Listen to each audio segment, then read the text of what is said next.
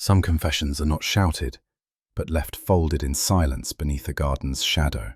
This story begins in the final days of a Havana winter, where a cryptic message slipped beneath a door draws Sherlock Holmes into one last meeting and one final reckoning.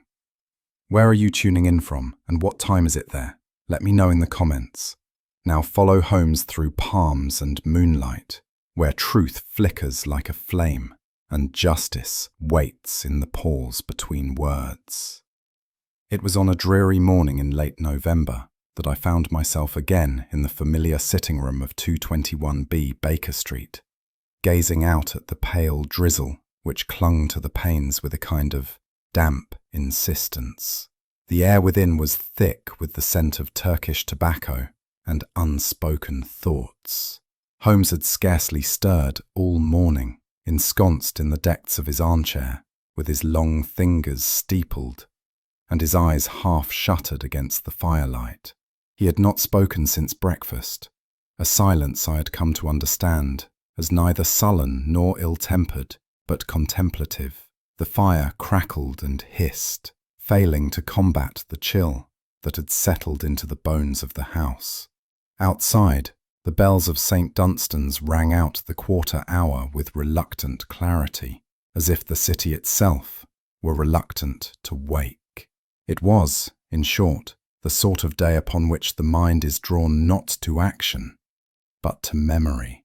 And it was in such a moment that adventure arrived, not with a knock, but with the rustle of damp paper.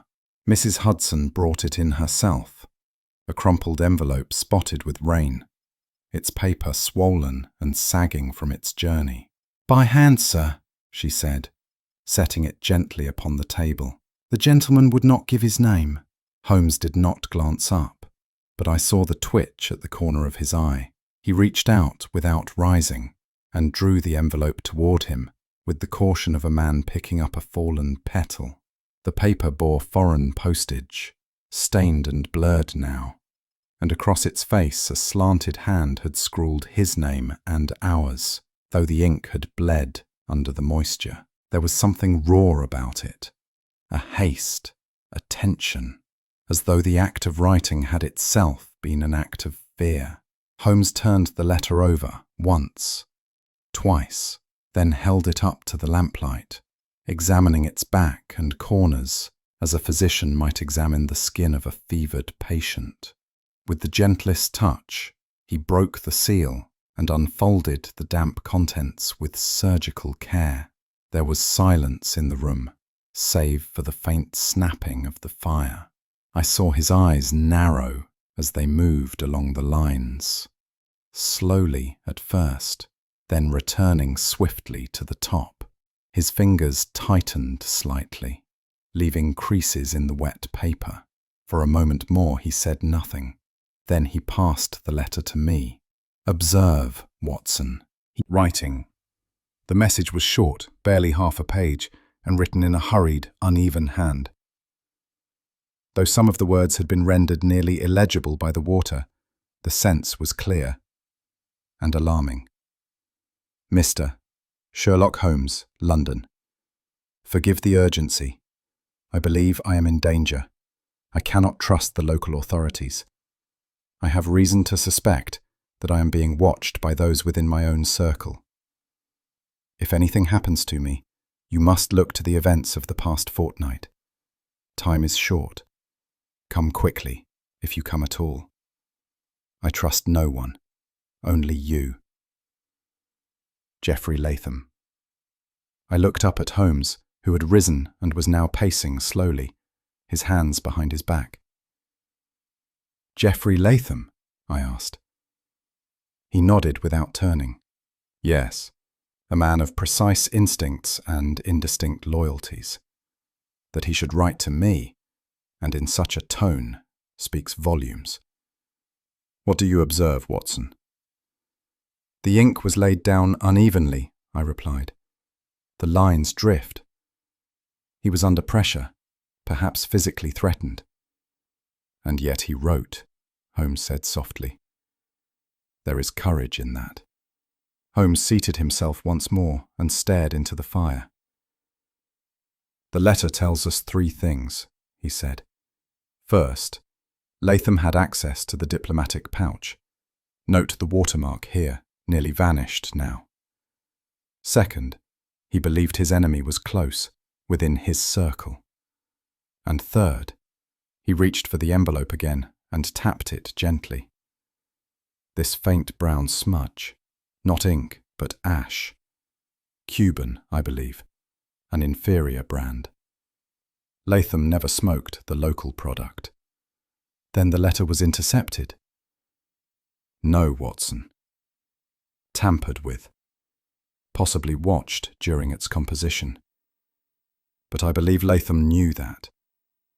This smudge may well be a warning, from the hand of the man who let him write under duress, or from the man who searched his quarters after. "You spoke of Latham," I ventured, "as though you had known him." "We met only once," Holmes replied. "At a reception held by the Foreign Office some years ago. He was then newly posted to the Caribbean and made a habit of asking precisely one question too many. There were whispers of a connection to naval intelligence, but nothing was ever proven." "Would you trust him?" Holmes gave a thin smile. "Trust is a word with limited currency in Havana, Watson. But I believe he was trying to do something right. That alone makes him a target." Holmes stood and reached for his notebook. "There is no further time to waste," he said. "We must leave within the day. Passage to Havana is not easily arranged, but I have no doubt Mycroft's shadow can assist." "And our names?" I asked. "A pseudonym for each of us. You shall be Dr. Armitage. I, regrettably, shall become Mr. Harold Scott." He smiled again. That particular smile which meant the game, though yet unseen, was already afoot. We departed London under cover of darkness, leaving behind the soot-lined chimneys and cobbled echoes of Baker Street for the damp quiet of Victoria Station. Holmes had arranged the details with a speed that belied the subtlety required, and it was not until we were seated in a second-class carriage bound south that I was fully made aware of our destination. Our names had changed. I was now Dr. Armitage, supposedly a specialist in colonial fevers, and Holmes had assumed the modest identity of Mr. Harold Scott, a shipping clerk of no particular rank. There was something curiously invigorating in slipping the familiar for the obscure, though I sensed Holmes wore his borrowed persona as one wears a glove, lightly, and only until the work is done. We reached the coast before dawn and boarded a modest steamer under a rising tide and a sky thick with the smell of brine and coal. The ship, named Catalina, was a mail vessel first and a passenger one second. Her appointments were sparse, brass rails dulled by salt, creaking boards, and a common room scented faintly with limes and varnish. We were among a small company of travellers, a retired planter returning to Cuba after leave in Surrey, 2 Belgian engineers bound for the sugar mills of Matanzas, and a pale priest who spoke little and prayed often. Holmes kept to himself, answering only what was asked, and always in the gentlest tone. Few would have taken him for anything beyond a weary clerk, escaping London's drizzle for Caribbean air. Fewer still would have imagined the mind behind the eyes. It was on the second evening, as the lantern above our berth swung in rhythm with the sea, that Holmes unlocked his valise and drew from it a slender packet of papers tied in a crimson ribbon. He spread the contents across the narrow writing shelf. Clipped newsprint, memoranda, and a photographic portrait creased at one corner. "This," he said without preamble, "is Geoffrey Latham, or rather what can be known of him through official diplomatic service, variously posted to Tunis, Alexandria, and most recently Havana. Commended twice, reprimanded once. Discreetly I examined the portrait. Latham appeared to be in his early 40s, with a face both refined and strangely impersonal, as if he wore civility as armour. His eyes, caught in the indifferent flash of an old lens, seemed to see too much and reveal too little. He was a man, Holmes continued, accustomed to secret corridors, and perhaps too many doors left ajar. As I studied the name beneath the photograph, a memory stirred. A reception some 3 years prior at the Colonial Club. I had not spoken to Latham, but I remembered his presence. Quiet, elegant, and vaguely disquieting. He had been introduced to a pair of Indian Army officers, then vanished before the port had been served. An enigma, I murmured aloud. Holmes nodded. More than that. He was, for a time, the conduit through which sensitive information passed between certain ministries, and, I suspect, through which rumours passed outward as well. Espionage? Holmes shrugged. In that world, Watson, the lines are rarely so clearly marked. There are whispers of a cipher gone missing, of blackmail in the Buenos Aires legation, and of a subordinate in Havana sent home disgraced, though no charges were ever brought. Latham was not merely stationed in Havana. He was entangled in it. The air grew warmer as we sailed southward, the breezes heavy with salt and a sweetness I could not name. Holmes grew more reflective, speaking at intervals about Cuba's strange half-shadow of politics, Spanish colonial rule in slow decay, British and American interests weaving themselves into the gaps. The sugar plantations, he mused one evening, are a fiction of gentility, masking an economy of violence. The rebel factions are not merely patriots. They are players in a global game. Some backed by wealth, others by ideology, and all surrounded by spies. He paused, lighting a long cigar with unusual care. If Latham had dealings with such men, he would have done so not from naivety but calculation. And if he feared betrayal, then it was likely not the natives he feared, but his own kind. I said nothing. Holmes's manner had changed, less speculative, more inward, as though he were following not a trail of clues, but a trail of conscience. On the final evening before landfall, the sea had turned placid, and the stars hung low above the deck, clear and crystalline. Holmes and I walked in silence along the starboard rail, the waves whispering far below. He had not spoken for some time, and when he did, it was with that rare note of introspection which marked only his most private thoughts. "Watson," he said, "have you ever considered the price of truth?" I looked at him, startled. "You have made a life of pursuing it." "Yes," he said, "but truth is not a fixed point like Polaris. It shifts, depending on who observes it, and who acts upon it. Latham may have uncovered something true, but whether it was the truth that needed to be known, or merely the one he chose to reveal, remains to be seen." His face was unreadable in the starlight. He leaned slightly over the rail, as though listening for something beyond the sound of water. "There is justice, Watson. And then there is balance. The two are not always the same." Dawn broke with a hush. The sky streaked with coral light as the Catalina slid past the crumbling bastions of El Morro Castle and into the harbour of Havana.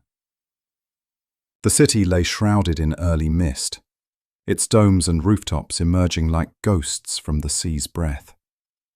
On the deck, Holmes stood beside me, with his gaze fixed not on the shoreline, but on the pier itself.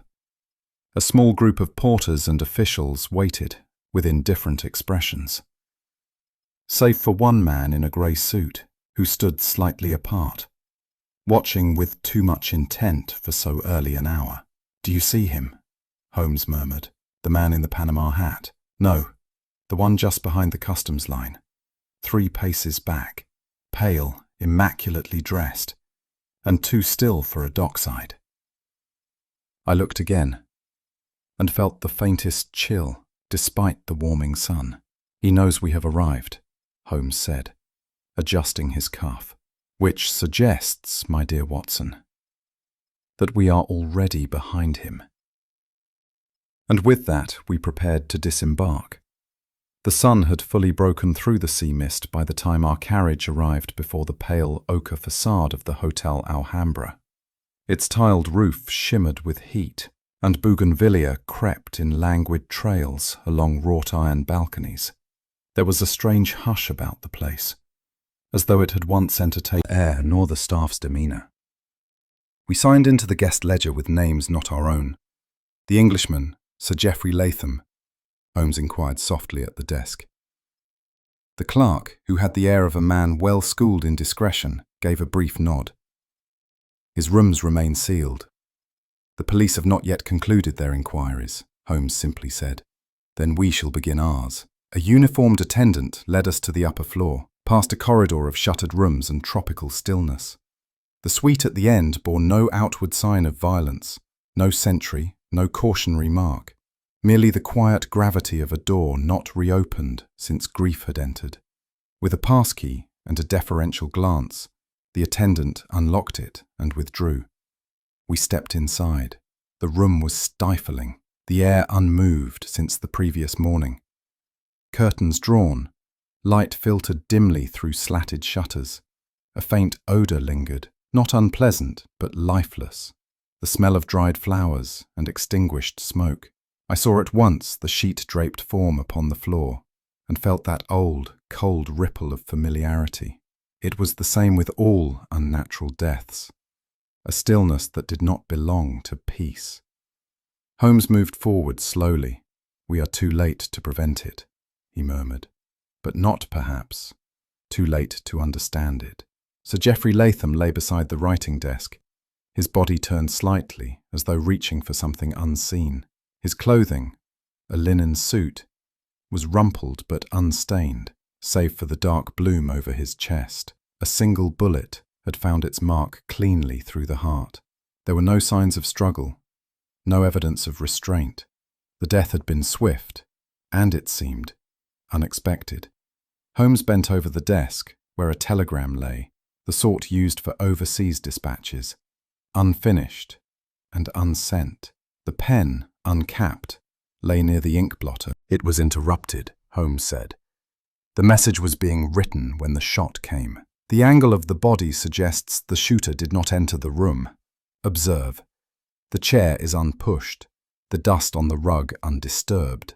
I read what few words the telegram bore. "Critical breach. Instructions. Compromised. Vaughn presence raises." The rest was a trailing line. A dash of ink like a heartbeat ceased. Holmes moved to the far wall, where a window opened onto a narrow interior courtyard. Its panes had been broken inward, the jagged remnants held together by a curling ironwork grille. Outside, sunlight pooled on the stone below. No footprints, no cigarette butts, no tools. Just stillness. "No door here," I noted. "No balcony." Holmes nodded, eyes flitting across the fractured frame. Yet this window was the point of entry, or exit, for something. Not the murderer's body, no, but his bullet, perhaps. A shot fired from without, angled inward. He placed his fingers delicately upon the sill. "This is not a crime of heat or impulse, Watson. It is geometry. A bullet fired through this gap could strike precisely where Latham sat, if one knew where he would be. And no one saw. No one admits to it," Holmes replied, "which is not always the same thing." Holmes's eyes moved from the floor to the curtains, from the ink blotter to the ashtray, and then to the narrow brass curtain rod mounted high above the window. He reached up and gently adjusted it. "It wobbled, displaced," he said. "See the mark here, where it had once rested flush with the wall?" I peered closer. There was indeed a shallow indentation, recently worn, as though the rod had been used to brace or support something. Holmes knelt and examined the carpet. Drag marks, faint but consistent, from the desk to the window. Not from the body, from the chair. It was moved. He lifted a speck from the sill with the tip of his fingernail and examined it under the light. Ash. Not Latham's brand. Then, after a pause, and not fresh, he straightened. The scene, Watson, is tidy, but too tidy. The assailant did not merely kill. He curated. What we see is not truth. It is arrangement. The arrival of Inspector Carlos de Ribera was preceded by the scent of cigars and an apology for tardiness. A dignified man in a sun-faded coat, he bore the expression of one who has seen too many small scandals to be stirred by a large one. He examined Holmes with polite suspicion and extended a perfunctory hand. "You are with the British delegation?" "Of a kind," Holmes replied dryly. "We are here at the behest of a concerned party." De Ribera shrugged. "Be dramatic. Here it is efficient." With that, he bowed slightly and departed, leaving behind nothing but smoke and condescension. We found our way later that evening to the lounge, where ceiling fans clicked slowly, and the ice in our glasses melted before we could drink. Holmes sat in the shadows, his gaze fixed on the amber pool in his tumbler. "It was a rehearsal," he said at last. "A scene composed for an audience. The telegram begun but not sent. The ash placed. The chair moved to complete the tableau. The shot, precise, distant, was the only thing genuine." I leaned forward. "Then the murderer is an artist," Holmes murmured. "But no artist paints without purpose. Someone arranged that room to delay understanding. They wished to buy time, or cast blame, or both. And the courtyard? Too quiet. That silence was not absence. It was complicity."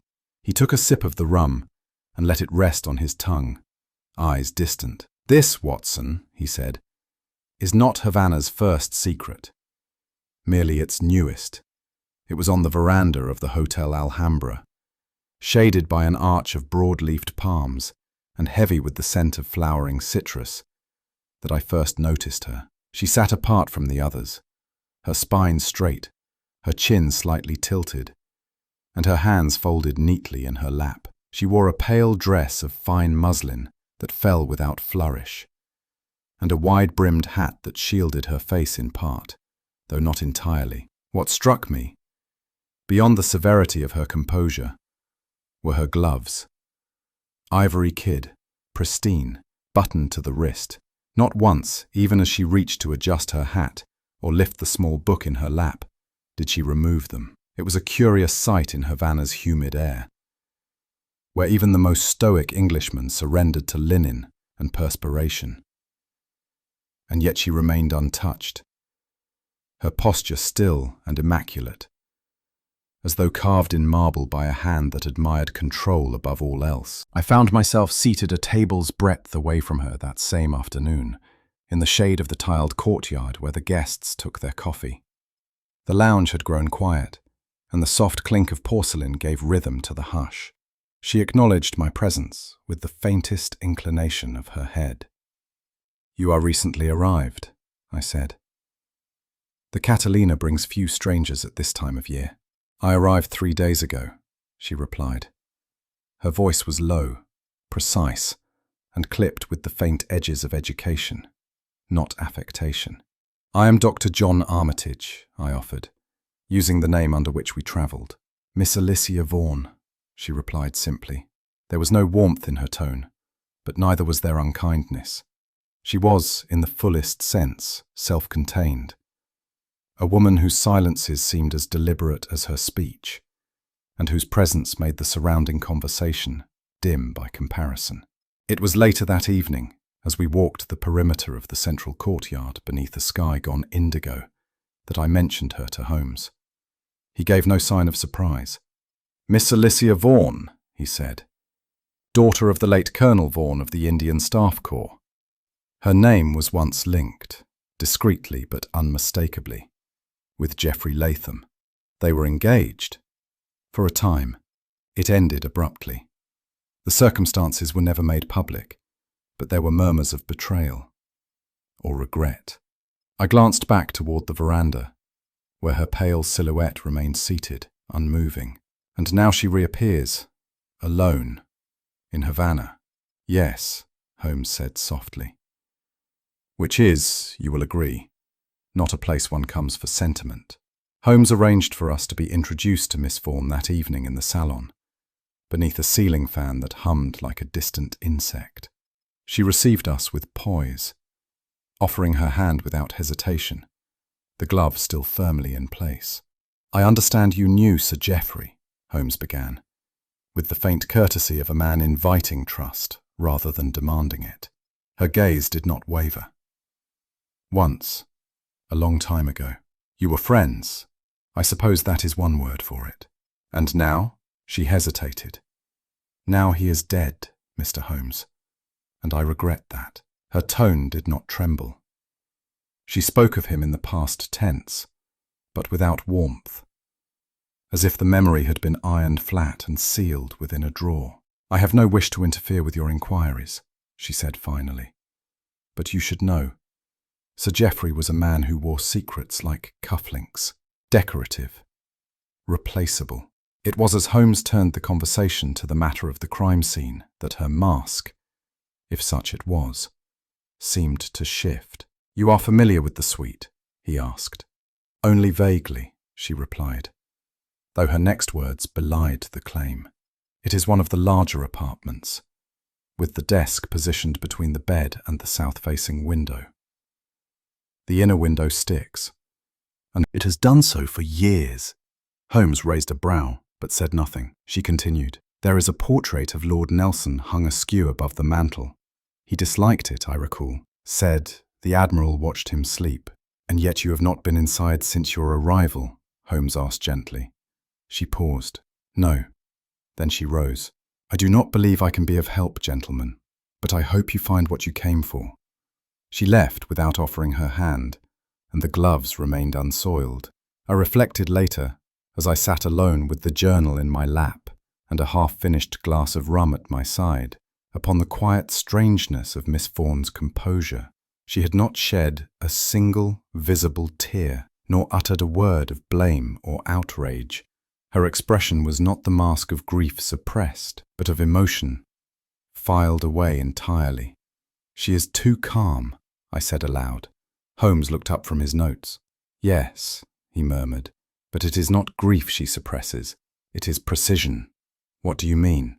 She avoided one question, Holmes said, tapping his pencil idly on the blotter. When I asked whether she had visited the suite, she said only that she had not since her arrival, but she did not deny knowledge of its present state. You believe she had already seen it? I believe, Holmes said, that she never stopped seeing it. It was late by the time Holmes rose and crossed to the shutters. He opened them just slightly, letting in the rustle of the garden leaves and the faint, salted hush of the sea beyond. Do you recall, Watson, he said quietly, how the human mind, in the face of great injury, often returns, not to anger, but to silence? I nodded. Miss Vaughn's knowledge is not born of conspiracy. It is born of loss, slow, cold, and endured in private. She did not kill Latham, but she knew the man well enough to predict how he would die. He turned back to the room, the shadows playing faintly across his face. And it is that, not guilt, not grief, which keeps her gloves so perfectly white. It was shortly after breakfast, while the sun cast long, slanting lines across the whitewashed inner walls of the Hotel Alhambra, that Holmes asked me to accompany him once more to Latham's suite. The chamber had remained sealed, though the authorities had made their perfunctory inquiries. De Ribera, in his pragmatic indifference, had consented to Holmes's re-examination on the understanding that no foreign disruption should result.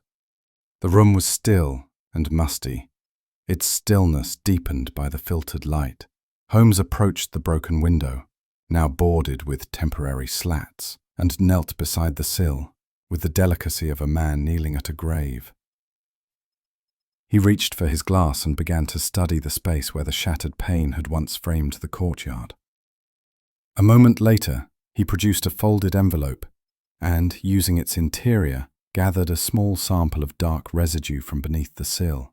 "It is ash," he murmured, but not the kind a gentleman such as Latham would allow in his presence. Back in our room, Holmes emptied the envelope's contents onto a saucer and held it up to the light. The grains were coarse, irregular, and bore a scent that was bitter, with an edge of acridity that clung unpleasantly to the throat. "I would wager," he said, "that this ash does not belong to any cigar Latham would have smoked. He preferred mild Havana blends, pale, tightly rolled, and seldom burnt past the midpoint." He drew from his case a remnant of one of Latham's own cigars, taken earlier from the suite, and compared the two. "There. You see? This is heavier, darker, and more oil-rich. A factory-made import, perhaps German or Italian, sold cheaply in back-alley kiosks. Not the vice of a diplomat, but the tool of a man who does not expect to be watched." He smiled faintly. But who, alas, has been? By mid-morning, Holmes had composed a polite note and presented it to the footman stationed at the British consulate. Within an hour, we were received by a minor secretary, a nervous man with thinning hair and an expression suggestive of mild but chronic regret. The consulate itself was a pale, shuttered building, with the fragrance of mouldering paper and salted air. The flag above it hung limp in the sun. "We came," Holmes began, "to pay our respects regarding Sir Geoffrey's death. I understand his work here was of a sensitive nature." The secretary nodded with a degree of discomfort that bordered on the theatrical. "Sir Geoffrey," he said, "was a trusted figure. His passing has unsettled certain channels, but we have every confidence that the local authorities will treat the matter with propriety." "Indeed," Holmes replied, "though confidence is rarely a substitute for clarity." While the secretary busied himself with tea, Holmes excused himself with the barest gesture and wandered toward the records desk in the adjoining room. There, resting atop a stack of dispatches, lay a thin folder stamped "Confidential, Internal Review." It bore Latham's initials. With deft fingers and the air of a man absent-mindedly curious, Holmes skimmed its contents, no more than 6 pages, until he reached a memorandum marked 10 days prior to the murder. The memorandum outlined troop movements within Oriente Province, as well as naval activity along the southern coastline. At first glance, the information seemed routine, but Holmes's brow furrowed. "Note the alignment of this paragraph," he said to me in a low voice. "The spacing widens here, see? The original line was erased, and another inserted. A clumsy forgery. And why do that? To change not what happened, but what others would believe happened." Holmes traced his finger along the revised passage and paused at a single phrase. "Munitions expected via San Miguel." "San Miguel," he said almost to himself. "That port is under rebel control. No official dispatch would reference it without explanation." He shut the folder with a soft snap. "This was not Latham's hand," he said. "Or if it was written under duress." That phrase, subtle but clear, was meant to signal someone, or mislead them. I felt a chill that had nothing to do with the temperature. "Which means," I said slowly, "that he was either feeding information to the enemy or trying to warn someone about those who were." Holmes looked up, his expression unreadable. "Precisely." As we left the consulate, the light had turned harsh and bright upon the paving stones, and the sound of gulls drifted in from the harbour. Holmes said little until we were beyond the iron gate. "The truth is no longer obscured, Watson," he said at last. "Latham altered official records, and he did so for a reason that cost him his life." "But what was the reason?" Holmes lit a fresh cigarette, pausing a moment to let the smoke escape slowly between his teeth. "That," he said, "depends on whom he was protecting or betraying, and whether he knew which was which." He turned back toward the hotel, the sun catching the narrow glint of his eyes beneath the brim of his hat. "We are close, my friend." but not yet close enough to the man who fired the shot, or the one who wished it fired. It was after our return from the consulate, while Holmes sat absently stirring a second cup of tea in the hotel courtyard, that his eyes briefly lifted and fixed upon a group of boys wheeling baskets of fresh linen across the tiles. "Tell me, Watson," he said quietly, "have you noticed how swiftly rumour travels where silence is expected?" I followed his gaze and soon found myself in the lower corridor where the linen was sorted, the air thick with starch and lavender water. Holmes had taken it upon himself to offer a small gratuity to one of the older boys, a lad with quick fingers and cautious eyes. It was through this humble channel that we learned of Miguel, a young night waiter, slight of build and chronically nervous, who had been observed lingering near the service stairwell not long before Latham was discovered dead. Since that morning, Miguel had kept to the shadows and avoided the upper floors entirely. We found Miguel that evening, wiping glasses in the half-light of the kitchen arcade. The boy startled when Holmes addressed him, but the gentleness of the tone coaxed him to remain. Holmes spoke in Spanish, slowly, asking simple questions: where he had been on the night in question, what he had seen, and whether anyone had approached the stairwell from the courtyard. Miguel hesitated, his eyes darting toward the corners of the corridor, as though they too might be listening. But Holmes's patience was inexhaustible, and at length the young man relented. "There was a man," he said in a hush. "Foreign. European. He walked with a limp. One leg stiff, like wood. He came up from the far end of the garden path, past the drying house." "Did you see his face?" Holmes asked. Miguel shook his head. He turned away. "But he wore a coat too warm for the night, and gloves." Even as he climbed, Holmes's gaze sharpened. "Gloves in Havana." Curious, Miguel continued, his voice now scarcely audible above the sound of distant pots clanging in the kitchen. "He saw me," he said. "I was standing near the bottom of the service stairs. I had come for a glass that had been left in the hallway. I noticed how his fingers trembled as he spoke. He did not speak at my palm, and said only this: 'Say nothing. You saw nothing. If you speak, the silence will find you.'" Holmes nodded slowly, his expression unreadable. "And did you believe him?" Miguel's eyes, wide with remembered fear, offered no need for words.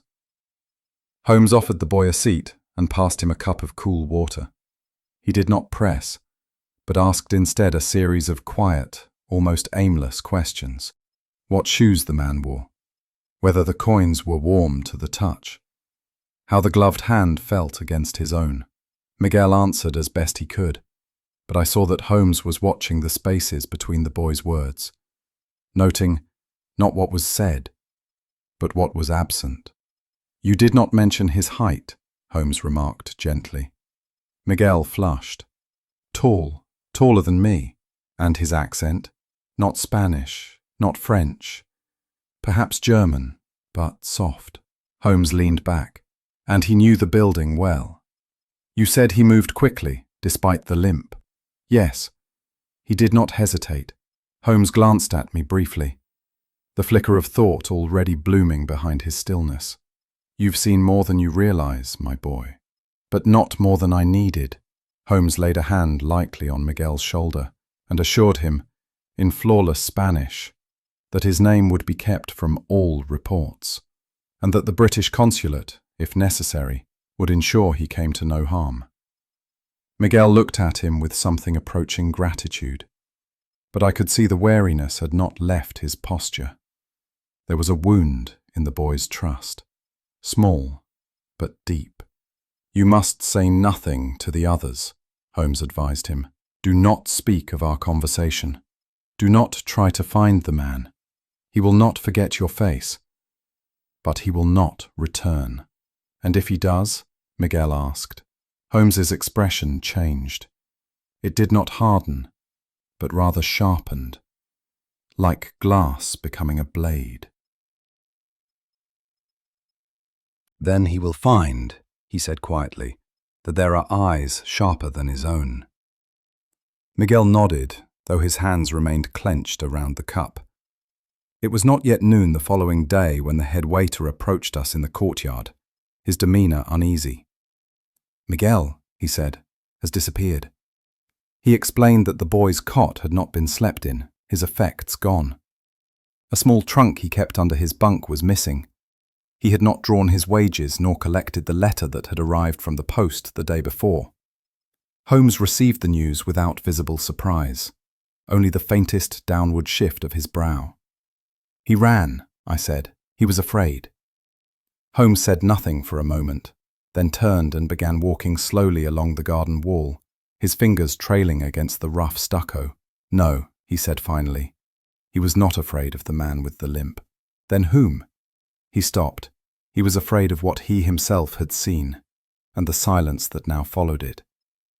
It was after a morning spent in quiet reflection upon Miguel's disappearance that I was approached in the vestibule of the Hotel Alhambra by one of the junior clerks. A boy with freckled cheeks and the ill-fitting coat of borrowed confidence. "Senor Armitage," he said hesitantly, producing a folded slip of paper. "This was found among the delayed wires. It was misfiled.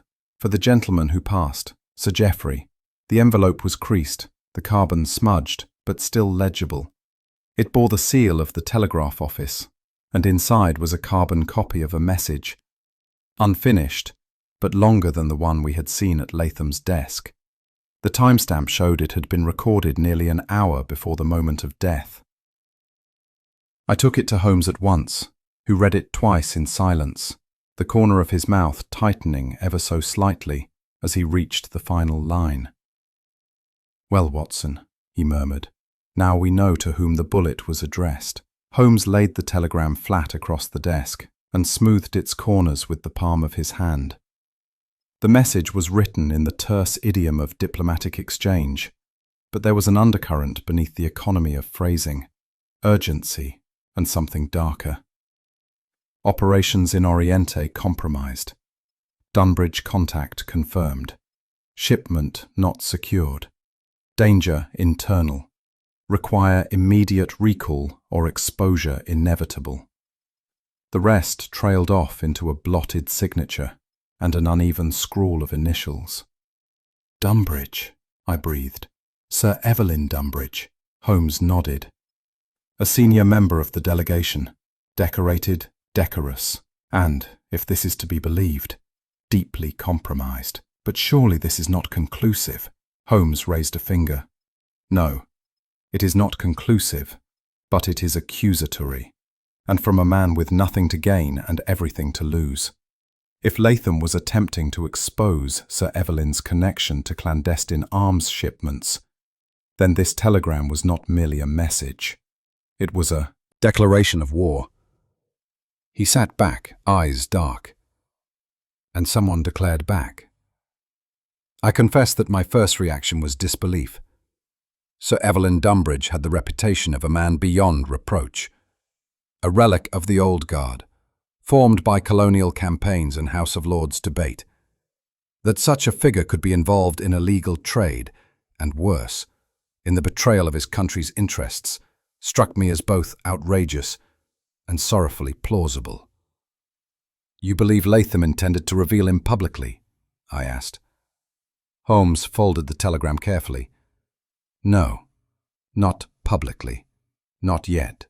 He sought leverage, enough to bring Dunbridge to heel without shaking the edifice. That is why he spoke in ciphers and shadows. It is also, alas, why he was silenced." I looked at the copy again, feeling the weight of its implications. "Then the question becomes," I said slowly, "who else knew of this message?"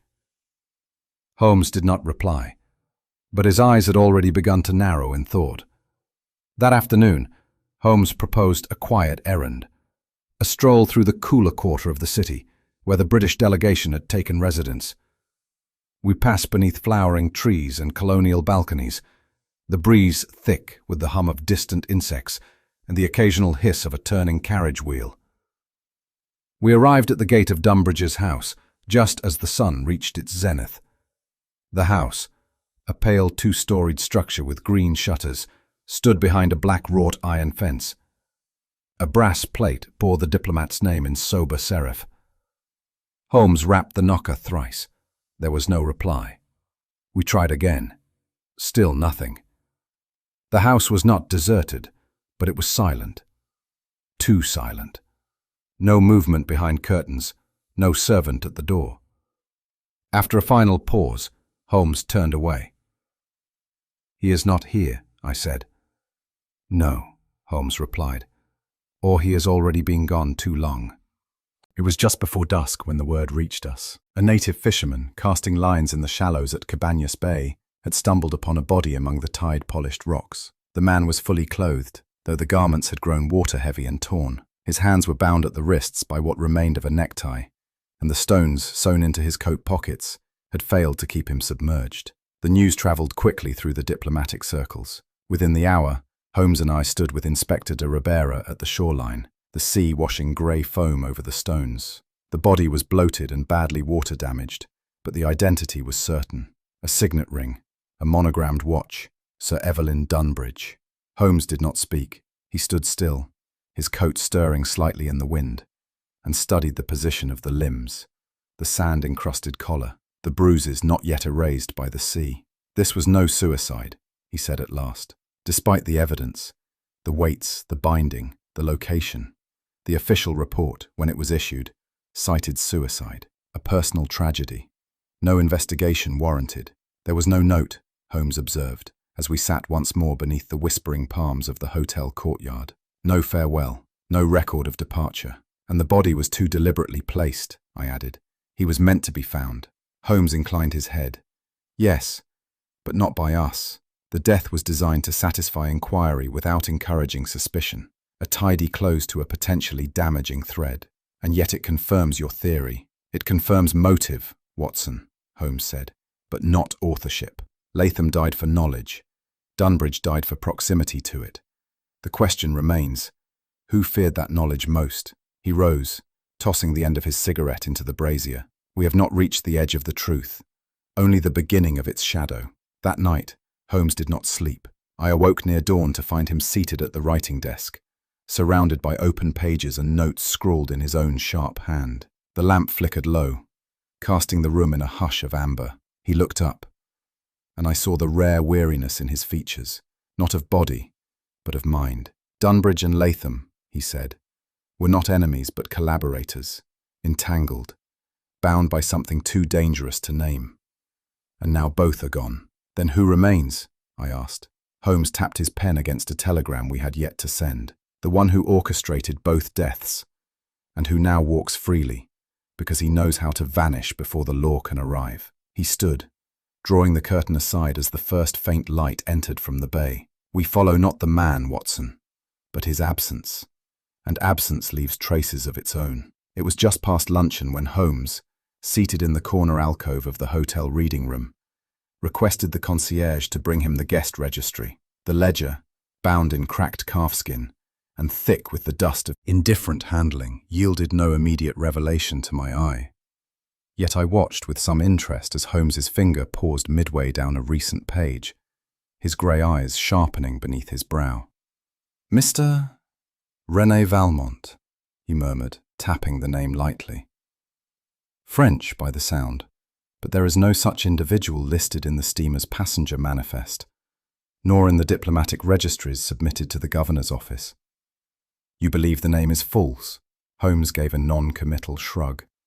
"If it is genuine, then it is one that has carefully avoided every form of official record." He closed the ledger with a soft thud. "And that, Watson, is not an accident." Our request to examine Valmont's quarters was met with polite unease by the hotel manager, a florid man whose pomaded hair gave off a faint scent of cloves. Holmes presented the matter as one of quiet, official concern, and after some discreet persuasion and the promise of no scandal, the gentleman relented.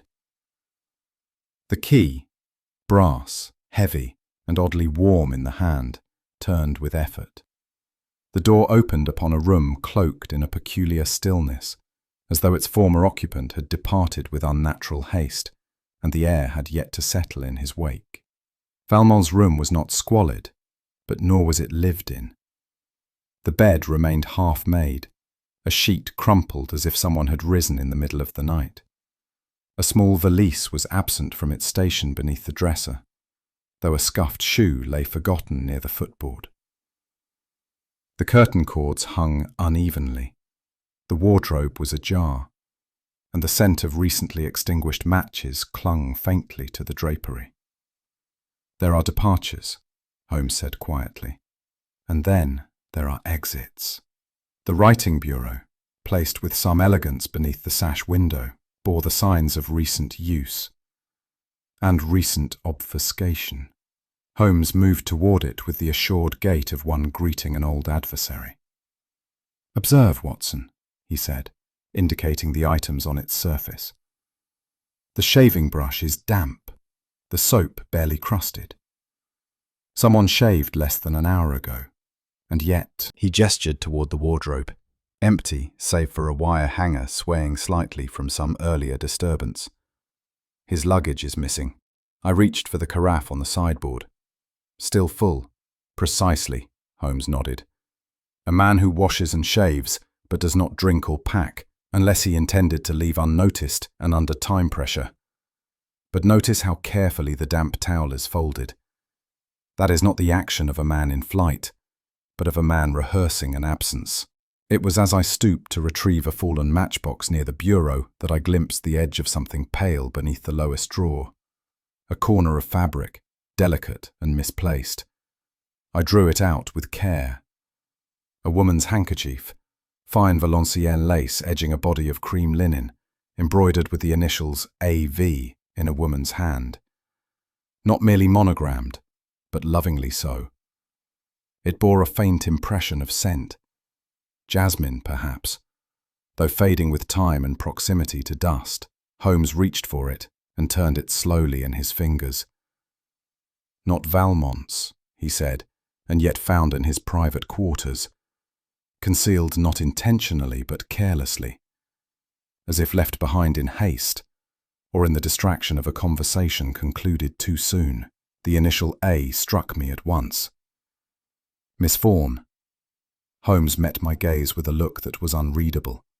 An inference, my dear Watson, but one not unsupported.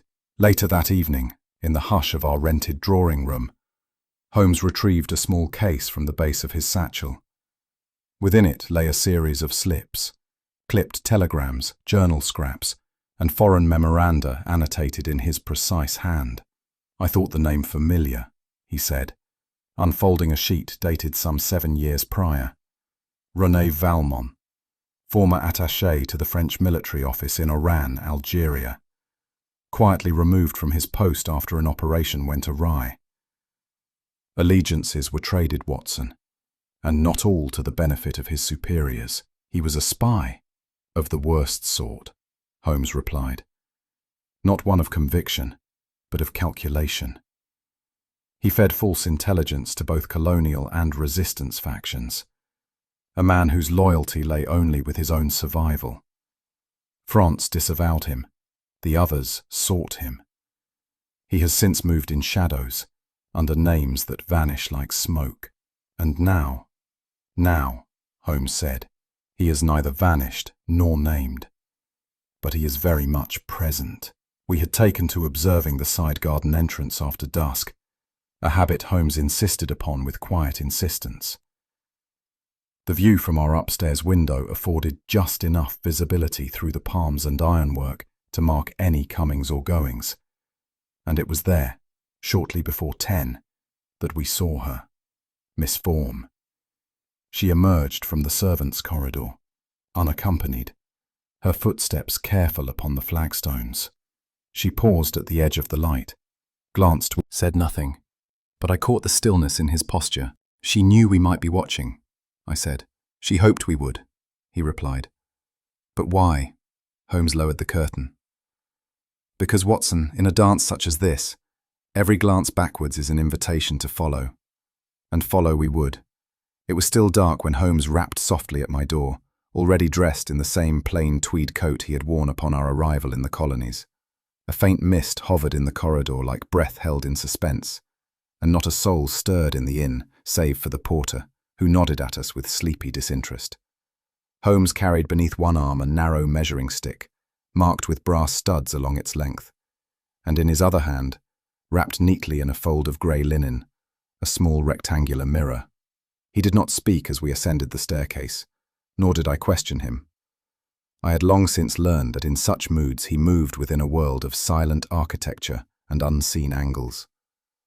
Latham's suite, long since sealed, was reopened with a borrowed key and a quiet word to the constable stationed nearby.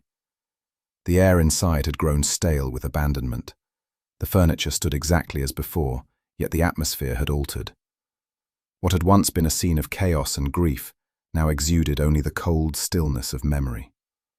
Holmes stepped inside, but paused near the threshold. "Now, Watson," he murmured, "let us begin not with conjecture, but with geometry." Holmes moved into the corridor and positioned himself just beyond the broken window pane, which looked inward upon the corner of the parlour where the deceased had sat with his back to the door. He held the measuring stick parallel to the floor, then extended it slowly until it reached the outer edge of the window frame. "Consider," he said quietly. "A man stands here, concealed in the hallway, his presence unsuspected. He extends this rod, a curtain pole, or perhaps a walking cane fitted with a simple bracket, through the gap in the broken pane. He carefully affixed the mirror to the end of the rod and adjusted its angle with the patience of a jeweller setting a stone. From my vantage, I could see how the mirror, once tilted, reflected a portion of the inner suite, specifically the chair by the writing table. "Now," Holmes continued, drawing a slow line through the air with his hand. A revolver, held steady alongside the pole and sighted not directly, but by reflected image, could fire upon a seated man without the shooter ever breaching the threshold. I stared at him. "But Holmes, such precision," he nodded, "is not the hallmark of passion, but of preparation." Holmes withdrew the makeshift device and stood in contemplative silence before the doorframe. "Remember the evidence," he said. "No foreign footprint upon the rug, no disturbance of the latch, no indication of forced entry. And yet the bullet entered Latham's back from an angle too oblique for a face-to-face shot. It puzzled me until I considered the possibility of an oblique aim, not through confrontation, but through reflection." He re-entered the suite and gestured toward the shattered pane. The jagged edge had been trimmed with cloth by the authorities, but the size of the original breach remained discernible. With a hand steady enough to align shot and mirror, and a knowledge of the room's furnishings, perhaps even a prior inspection, the killer could strike from the hallway, aim through the gap, and vanish before the echo of the report had faded. I stepped closer to the window, trying to imagine the stillness required, the composure to align a weapon with nothing but a reversed image. "A cold execution, Watson," Holmes said, "without footfall, without entry, and, in a sense, without presence." Holmes now knelt in the corridor, running his fingers lightly along the base of the opposite wall. The gaslight flickered overhead, and for a moment I feared he had lost the thread of the deduction. Until he paused, took out his magnifying lens, and studied a small patch of plaster near the wainscot. "There," he said, tapping delicately with the edge of his stick. I leaned closer and saw it. A faint gouge, not deeper than the head of a pin, yet distinctly elliptical in shape. The sort of indentation left, perhaps, by the rounded end of a rod braced against the wall for balance or leverage. Holmes straightened. The rod had to be held steady, It would require a second point of contact. This scar, Watson, is its ghost. But so slight, I said. Indeed. Yet the criminal believed no one would think to examine plasterwork for witness. He gave a dry smile. Fortunately, I have a long acquaintance with criminals and their vanities. We returned to the suite, and I found myself pacing the length of the carpet, trying to reconcile the cold mechanism Holmes had described with the warm blood Felled in such a manner, not in a quarrel or frenzy, but by quiet geometry and patient foresight. Holmes folded the linen over the mirror once more. That, my dear Watson, is precisely why it succeeded. A crime of impulse leaves signs, raised voices, clumsy handling, broken furnishings. This, however, was a murder born of rehearsal. He moved to the desk and ran his fingers along the edge. I believe Latham was seated thus when he was struck. Unaware, unwarned. He was not startled. He did not rise. The glass fell from his hand only after the shot. That tells us everything. You mean? I mean that he was speaking to someone he did not fear. Someone he trusted, or had no reason to distrust, and that someone did not fire the weapon. I stared. Then there were two involved, at least. Holmes stood by the cold hearth, his gaze fixed upon the grate, as though reading messages in the ashes. It remains now to ask, what was the motive? Was Latham silenced by foreign hands, his allegiance questioned, his silence purchased by the finality of death? Or was he betrayed by one who wore the mask of patriotism, while pursuing a private vengeance? He turned to me. We must be cautious, Watson. Espionage is a theatre where the villain may drape himself in the colours of any flag, and loyalty is a garment often reversed to suit the hour. Do you lean toward one theory? He was quiet a moment. I believe, he said at last, that the truth lies not in state secrets, but in the heart of a woman who has spent too long choosing between justice and affection. You mean Miss Vaughn? Holmes did not answer directly. He stepped past me, extinguishing the lamp with a swift turn. We have set the stage, Watson. Let us see who steps into the light. It was well past midnight when I heard the faint crinkle of paper beneath the door of our hotel suite. I had been drowsing in the armchair by the window, the murmur of the sea beyond the balustrade lulling my senses, when Holmes, cross-legged upon the carpet and absorbed in the careful restoration of a torn telegram, looked up sharply. Without rising, he reached for the note and unfolded it in a single motion. No salutation, no signature. Only a short line in an elegant, deliberate hand. After nightfall, the winter garden. Come alone. He studied it, not with surprise, but with a subdued attentiveness, as though he had half expected its arrival. Then, with a small nod, he passed it to me. A letter written in ink already dry before the pen touched the page, he remarked, sniffing it lightly. The scent of orange flower water, faint, a woman's hand, and one not unfamiliar. I leaned forward. Do you intend to go? My dear Watson, said he, wrapping the scarf about his collar, the message is in the margins, not the centre. And it is time we stepped between the lines. The winter garden at the rear of the Hotel Villano was a quiet enclosure of iron-laced trellises and tall palms whose fronds whispered softly in the evening air. The gas lanterns, shaded in green glass, cast low circles of light that trembled on the tiled floor, like secrets spoken just out of reach. I watched from the terrace above as Holmes descended the steps alone, his silhouette lengthening briefly before disappearing behind a pillar. From my vantage, I could make out the slim figure of a woman seated near a fountain, her face half veiled by the brim of her hat. She did not rise, nor startle. Instead, when Holmes approached, she lifted her head slowly. The lantern's flicker revealed Miss Alysia Vaughn, though not the composed, sharp-eyed lady of drawing rooms and cigars. This face was drawn, pale even in the warm Havana dusk, and marked not with fear, but resolution. Holmes bowed slightly and took the seat opposite her.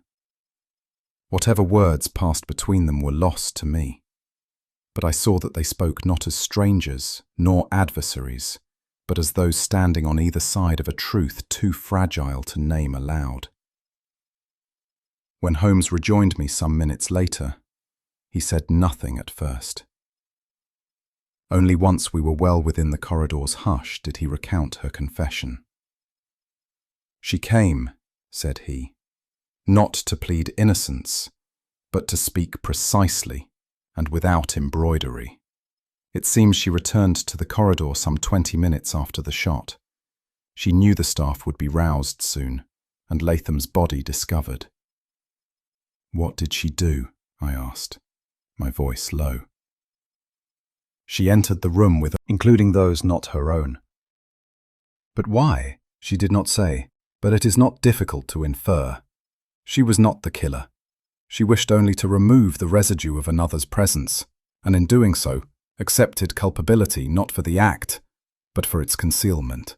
There was no indignation in his tone, only a grave, almost admiring clarity. "She spoke without anger," Holmes continued, as we returned to our quarters. "Nor did she weep. It was belief that compelled her. Belief that Latham had, in his final dealings, betrayed not merely his nation, but a cause greater still." I looked at him sharply. "A cause?" Holmes paused beside the unlit hearth. "There are loyalties deeper than oaths, Watson. Latham, it seems, had aligned himself with forces shifting beneath the political crust of Europe, and not all his correspondents approved.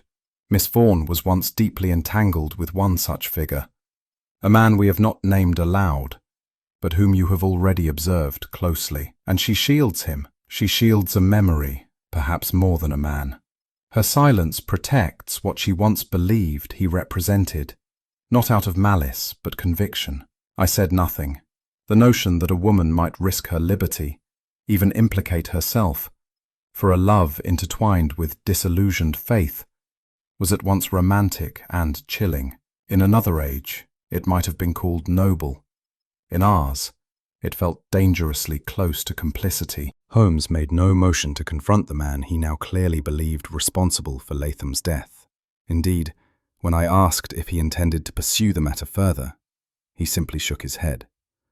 "I have asked Miss Vaughn one question, and she answered without words." "What was the question?" "I asked whether, knowing all she knows now, she believes it was worth the price." The silence, the concealment, the death, and her answer? A single nod. We stood by the railing that overlooked the garden. Below us, the iron chairs stood empty, the fountain trickling indifferently beneath the stars. Holmes tapped his fingers against the balustrade, eyes following the path where Miss Vaughn had walked alone earlier that evening.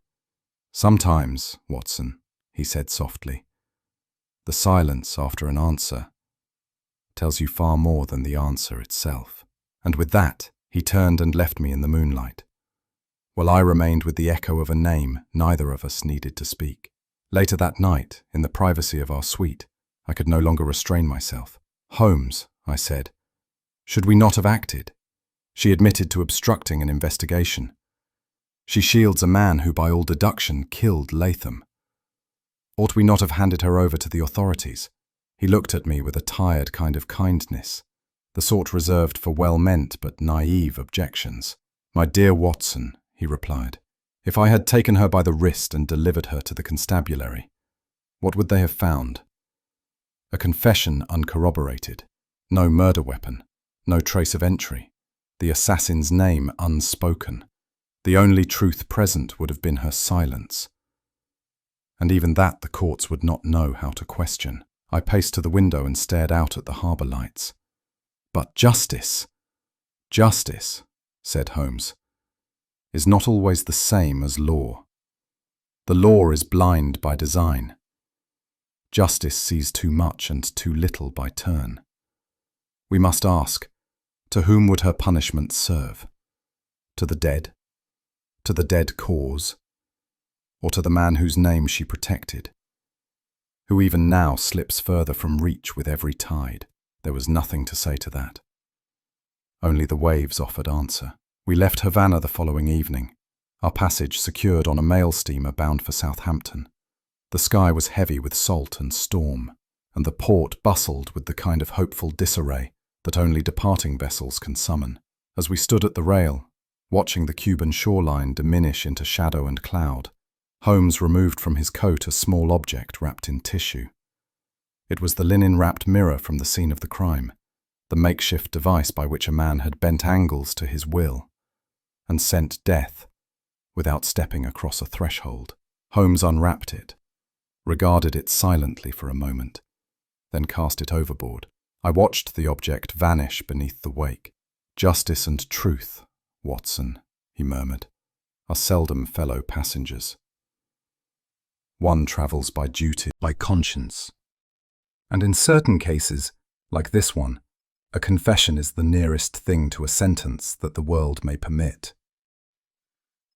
He did not look at me, nor did I speak. We remained thus until the island slipped from view and the darkness swallowed what remained. Yet in that stillness, I felt we carried not just the weight of what had been uncovered, but the ghost of what had not. As the steamer pulled away from Havana's crumbling harbour, I turned to Holmes, who stood at the rail, eyes fixed on the diminishing coastline. "You might have stopped her," I said quietly. "Justice, at least the law, could have taken its course." Holmes did not look at me. "The law, my dear Watson, is an instrument. It is not conscience, nor always truth. Some cases end not with gavel or gallows, but in the quiet tolling of the soul. I believe hers has already begun." Then after a pause, he added, "There are crimes born of greed and crimes born of belief. Only one leaves the hands clean. What do you think was Miss Vaughn's true motive? Loyalty to justice, or protection of someone she still loved?" Share your thoughts in the comments below. And if this mystery stirred your curiosity, don't forget to like, subscribe for more Sherlock Holmes cases, and pass this story along to fellow lovers of deduction.